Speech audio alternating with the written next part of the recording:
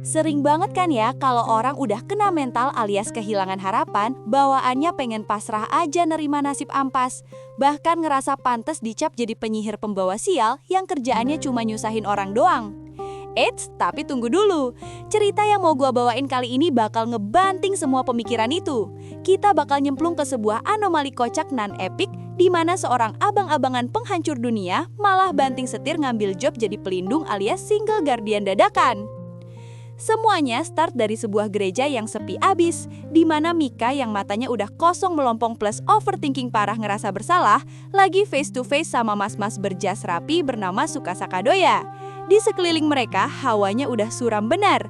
Mika ngerasa dunia ini kiamat gara-gara si iblis Decade, dan dia nyalahin dirinya sendiri karena udah iseng manggil entitas itu.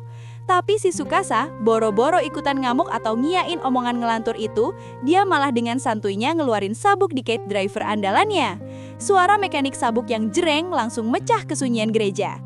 Lewat tatapan yang cool abis tapi tetap kalem, Tsukasa bilang kalau siapa aja, beneran siapa aja, bisa bernasib apes kayak Mika. Pas seseorang udah nyerah sama takdir dan isinya cuma benci doang, nah disitulah mereka bener-bener berubah jadi iblis. Dan kocaknya, Tsukasa ngaku kalau dia sendiri pernah loh ada di fase Chunibyu kelam itu. Dengan nada selembut sutra, dia ngingetin Mika, dimanapun besti-besti lu ngumpul, disitulah tempat nongkrong yang bisa lu panggil rumah. Dan sekarang, teman-teman Mika di Trinity lagi pada nungguin dia balik ngampus. Tanpa babi bu, Tsukasa langsung nyolok kartu ke sabuknya, berubah wujud jadi Kamen Rider Decade yang melegenda itu, dan pelan-pelan nuntun Mika keluar dari jurang galau buat pulang. Nah, abis momen mewek-mewek emosional itu, bam! Transisi kamera tiba-tiba nyeret kita secara paksa ke gurun gersang Abydos yang lagi berantakan parah. Di sana, bocil-bocil Abydos kesayangan kita, Shiroko, Serika, sama Hoshino, lagi ngos-ngosan mati-matian nahan gempuran brutal dari sebuah drone tempur segede gaban punya Kaisar PMC. Di atas mesin raksasa itu, nangkringlah sosok Wakamo pakai topeng rubahnya, ngetawain ngakak ngeremehin usaha perlawanan mereka. Serika udah mulai panik kelimpungan gara-gara tembakan mereka berasa kayak ngelitikin doang di armor tebel drone itu. Sementara Hoshino dengan tenaga yang udah sisa 1%, nyoba mikir keras nimbang-nimbang resiko. Kalau mereka milih kabur mundur, waduh, gedung chalet bisa rata sama tanah dibobol musuh. Pas level panik udah nyentuh ubun-ubun, Tsukasa yang sekarang udah cosplay permanen jadi bapak-bapak tangguh langsung melangkah maju ke garis depan. Hoshino sempat jantungan kagetnya, tapi Tsukasa dengan sigap narik kartu baru. Dia ogah banget nyerang balik pakai kekuatan full power. Soalnya gimana pun juga, si lawannya ini masih hitungannya murid dan anak-anak. Lewat kilatan cahaya yang super duper epic, Decade ganti skin jadi Kamen Rider Geats pakai foam boost and magnum. Duel rubah lawan rubah pun pecah dengan gaya yang stylish abis. Tapi pas pertarungan di lapangan lagi panas-panasnya, kita malah diajak ngintip kenyataan dark di balik layar. Jauh dari lokasi baku hantam, sosok misterius langganan kita, Narutaki, lagi asik nongkrong diskusi serius sama Golconde, si nabi yang wujudnya abstrak gak karu-karuan. Terbongkarlah sebuah konspirasi gila tingkat dewa. Ternyata Narutaki ini sengaja ngejebak Tsukasa ke dunia Kifotos dengan niat ngurung dia selamanya. Dengan ngasih gelar sensei, Tsukasa tahu banget Tsukasa bakal langsung nanggung beban ala orang tua buat ngelindungin murid-muridnya. Dan ini otomatis membelenggu kebebasan dia sebagai penghancur dunia. Dan yang bikin makin jantungan, rencananya bukan cuma soal ngurung doang. Narutaki udah nyiapin eksekusi mematikan dengan ngirim salah satu murid paling OP di Kifotos buat ngehabisin Tsukasa detik itu juga. Dan benar aja, firasat jelek itu langsung jump scare di panel berikutnya. Di tengah suasana yang lagi chaos, tiba-tiba Tsukasa kena spam rentetan tembakan brutal yang suaranya bikin budek saking kencengnya. Di balik asap debu yang ngebul, jeng-jeng, berdirilah Sorasaki Hina, ketua komite disiplin Gehenna yang auranya aja udah bikin bulu kuduk stand up. Hina ngelepasin tembakan beruntun yang impactnya gila-gilaan. Bahkan saking ngerinya, bisa nembus pertahanan Tsukasa yang padahal saat itu udah pakai armor super tebel Kifadoga form.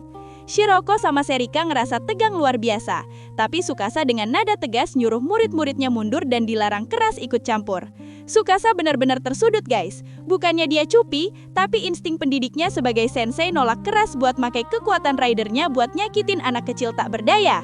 Pas Hina nodongin senjatanya sambil nyuruh Nerah, Tsukasa terpaksa make attack right invisible buat ngilang dari pandangan Hina. Sadar betul betapa sablengnya insting bertarung gadis mungil ini. Geser ke sudut medan tempur lain yang gak kalah rusuh, cerita sekarang nyorot Aru dari geng Problem Solver 68 yang lagi ngumpet sambil ngos-ngosan. Dia lagi kena apes kuadrat, gara-gara kepisah dari 3 sohibnya akibat ledakan gede yang dia bikin sendiri. Dan sekarang dia malah diburu pasukan PMC. Di tengah kepanikannya nyari jalan keluar sendirian buat jaga gengsi hardboilednya, mak bedunduk, Tsukasa nongol nyamperin dia.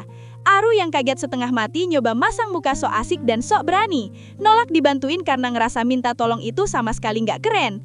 Tapi Tsukasa dengan tatapan matang abang-abang mapan langsung ngasih wejangan maut yang sukses nampar ego Aru. Tsukasa bilang, nahan penderitaan sendirian itu memang kelihatannya tangguh. Tapi orang yang benar-benar dewasa itu paham bahwa berani ngakuin pentingnya teman dan saling percaya adalah wujud kekuatan yang paling sejati. Asik, kata-kata itu sukses ngebongkar pertahanan hati Aru.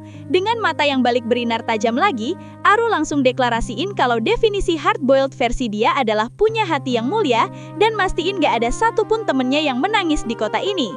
Ngelihat keteguhan muridnya, Tsukasa senyum simpul, ngeluarin kartu Kamen Rider Double dan bertransformasi seolah meresmikan dirinya jadi partner Aru buat mukul balik PMC dan nyelamatin temen-temennya.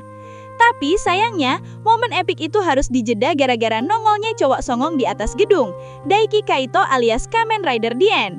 Dengan gayanya yang selangit, Kaito nembakin pistolnya dan ngesamen pasukan Demon Trooper dari ketiadaan, ngadu domba mereka sama anak buah Hina, bikin suasana berubah jadi arena pembantaian. Kaito ngeledek habis-habisan Tsukasa yang dia anggap terlalu menghayati peran jadi sensei, sampai rela nahan serangan fatal pakai shockwave doga cuma demi ngelindungin Hina dari tebasan maut Dien. Dien dengan nada sinis mempertanyakan, ngapain amat Tsukasa repot-repot ngelindungin makhluk berhalo itu yang jelas-jelas kebal peluru. Nyebut mereka bukan anak-anak, melainkan monster berwujud gadis kecil. Tapi Tsukasa langsung membalas pakai sebuah pernyataan yang mendefinisikan seluruh cerita ini. Bagi dia, sekuat atau seaneh apapun mereka, statusnya sekarang adalah sensei, sosok orang dewasa yang mutlak mikul tanggung jawab penuh buat ngelindungin mereka semua, tanpa peduli resikonya. Jawaban tegas itu bikin Kaito langsung hilang minat dan milih cabut. Tapi bahaya sebenarnya baru aja mulai. Atmosfer tiba-tiba berubah horor pas Golconde nongol dari bayang-bayang dengan wujudnya yang menyeramkan. Sang nabi abstrak itu langsung ngeremehin Tsukasa, nantangin dia buat nunjukin apa sebenarnya harga yang harus dibayar demi dapat kekuatan absurd yang melampaui logika ini. Tsukasa yang tadinya mau milih kabur, langsung menghentikan langkahnya. Dengan wajah dingin tanpa keraguan, dia narik perangkat K-Touch canggihnya. Layarnya nyala terang dan dengan cepat jari Tsukasa neken logo-logo legendaris. Kuga, Agito, Ryuki, Vice, Blade, Hibiki, Kabuto, Den-O, Kiva. Henshin! Teriakannya langsung membelah udara.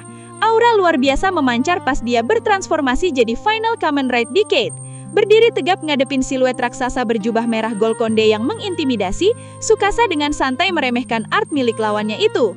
Dia mensamen pedang raksasa berlapis api dari Armet Hibiki, dan dengan satu ayunan tebasan berapi yang membakar seluruh layar, Tsukasa ngeluarin final attack right-nya buat ngebungkam sang nabi selamanya. Momen tebasan epik yang menyilaukan mata ini nggak cuma jadi puncak adrenalin dari cerita, tapi juga jadi proklamasi keras kalau sang penghancur dunia kini udah benar-benar punya rumah baru dan dia bakal ngehancurin takdir buruk apapun buat ngelindungin murid di hadapannya.